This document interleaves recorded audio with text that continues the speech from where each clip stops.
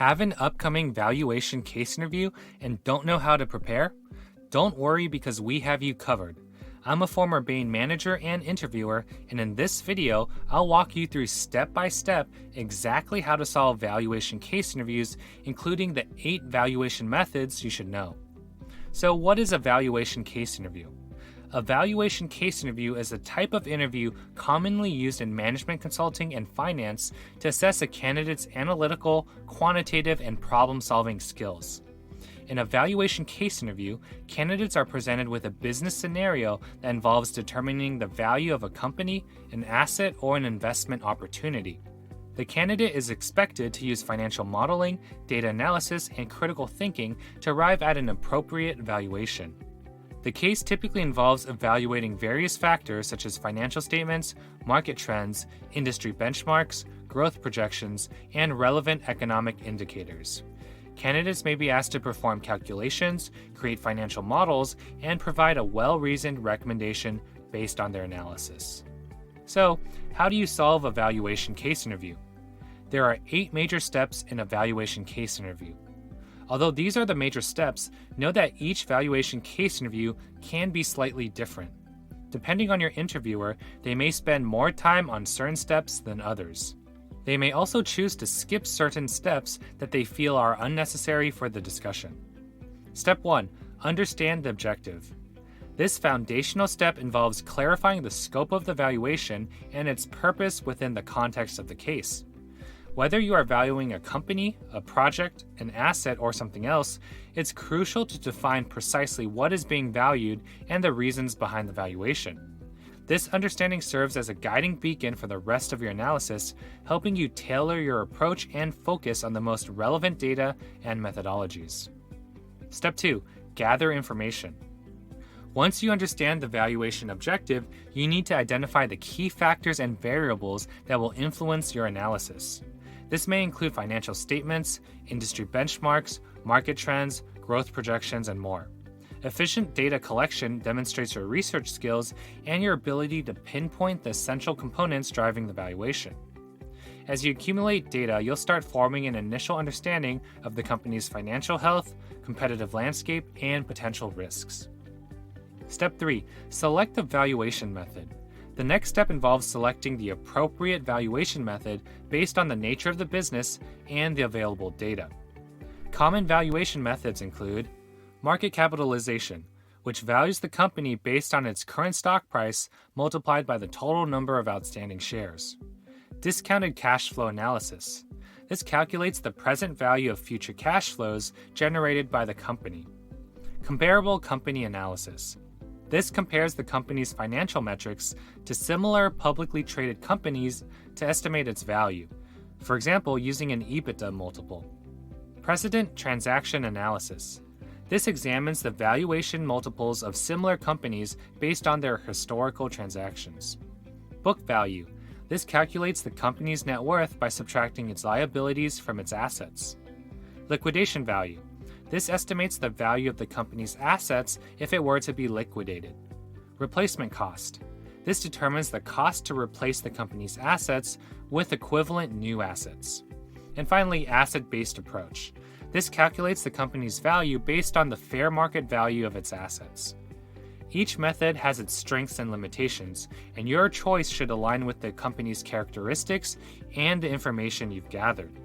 For instance, if you're valuing a stable and mature company with reliable cash flows, a discounted cash flow analysis might be suitable.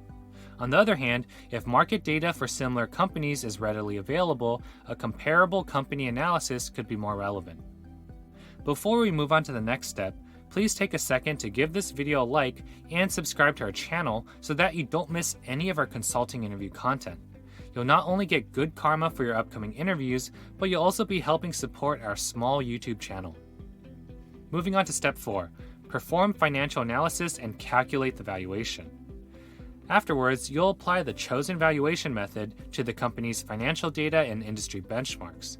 This is where your quantitative skills will show. For example, for a discounted cash flow analysis, you'll forecast the company's future cash flows, apply a discount rate to account for the time value of money, and calculate the present value of those cash flows. As another example, for a comparable company analysis, you'll identify publicly traded companies similar to the target company, gather their financial ratios, and apply those ratios to the target company's financial data. Step 5. Perform sensitivity analysis. Once you've derived your valuation estimate, it's crucial to assess its sensitivity to changes in key assumptions. This step demonstrates your understanding of the potential risks and uncertainties that can impact the valuation. By tweaking variables like growth rates, discount rates, or terminal values, you can gauge how different scenarios might influence the valuation outcome. This showcases your ability to think beyond the numbers and consider the broader business context. Step 6. Check reasonableness. It's essential to perform a reasonableness check on your calculated valuation. This step involves using your business intuition and understanding of industry norms to ensure that the valuation result aligns with the reality of the company's performance and market conditions. By comparing your valuation estimate to comparable companies' valuations, recent transactions, or industry benchmarks, you can identify any glaring discrepancies that might indicate errors in your assumptions or calculations. Additionally, considering qualitative factors such as the company's competitive landscape, growth potential, and economic trends helps ensure that your valuation aligns with logical expectations. Step 7. Present your findings. In the final step of solving a valuation case interview, you'll present your findings. It's crucial to effectively communicate your findings to the interviewer. Clear and concise communication is a key skill in consulting and other professional fields. Begin by summarizing the key details of the case, including the company's background, the valuation method used, and the main assumptions made. Present your calculated valuation and the reasoning behind it, highlighting the critical drivers that influence the outcome. Articulate any potential limitations or uncertainties in your analysis to show your awareness of the inherent complexities in valuation.